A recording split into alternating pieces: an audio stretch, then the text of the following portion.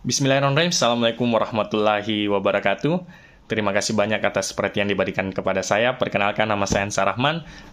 Hari ini saya akan menjelaskan tentang materi whole language.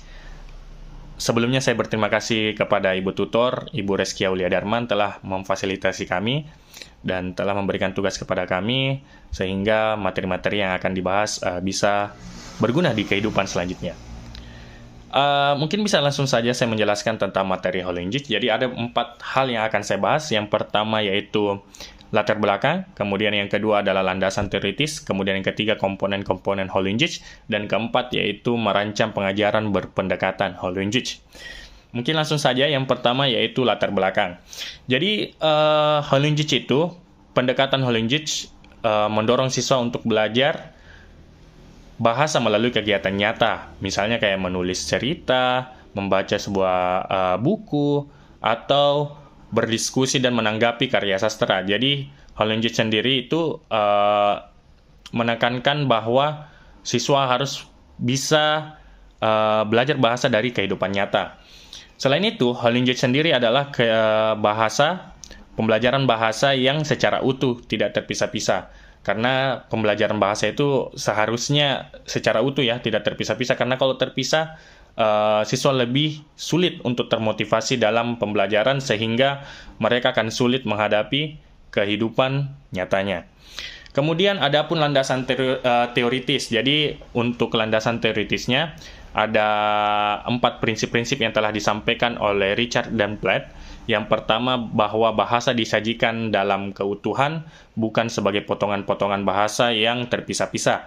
Kemudian yang kedua, ada aktivitas-aktivitas pembelajaran lebih bergerak dari keseluruhan ke bagian daripada kebagian ke keseluruhan. Karena bahasa itu lebih bagusnya dipelajari secara keseluruhan dulu, kemudian dijelaskan ke bagian-bagian. Contohnya seperti dalam puisi misalnya, dibaca dulu puisinya, kemudian dijelaskan misalnya bait pertama ini, bait kedua, bait ketiga, dan seterusnya. Kemudian yang ketiga yaitu keempat keterampilan ini, mulai dari menyimak, kemudian membaca, kemudian menyimak, membaca, menulis, serta berbicara. Keempat komponen ini itu dapat optimal dijalankan oleh siswa karena keempat ini yang digunakan di kehidupan nyata. Adapun yang terakhir yaitu bahasa dipelajari melalui interaksi sosial dengan orang lain.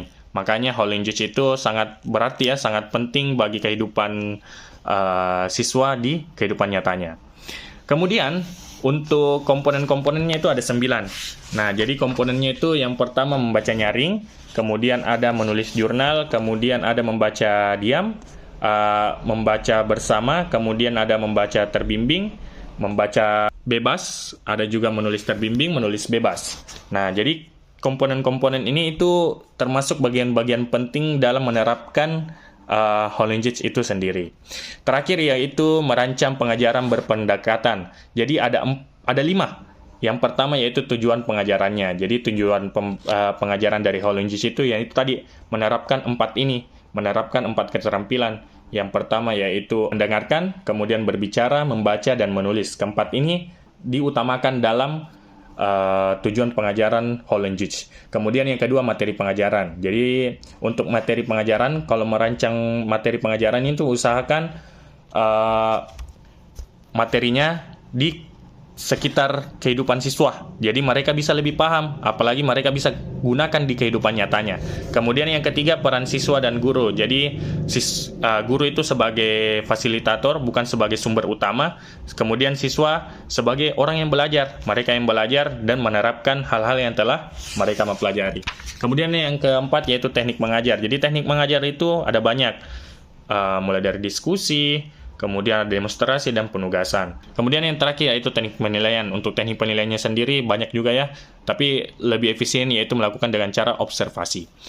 Baik, itulah tadi penyampaian materi tentang whole language. Jadi menurut saya whole language ini sangat berperan penting ya, apalagi di kehidupan modern sekarang. terutamanya bisa dapat membantu kurikulum, mulai dari kurikulum K13 ataupun kurikulum Merdeka, karena memang sekarang itu pembelajaran diutamakan adalah bagaimana siswa dapat bisa belajar mandiri, sehingga Holinjuch ini sangat berperan penting dalam pengembangan kurikulum. Kemudian siswa juga dapat berpikir kritis serta adaptif terhadap teknologi. Jadi mungkin itu sekian dari saya. Terima kasih banyak. Kurang dan lebihnya mohon dimaafkan. Wassalamualaikum warahmatullahi wabarakatuh.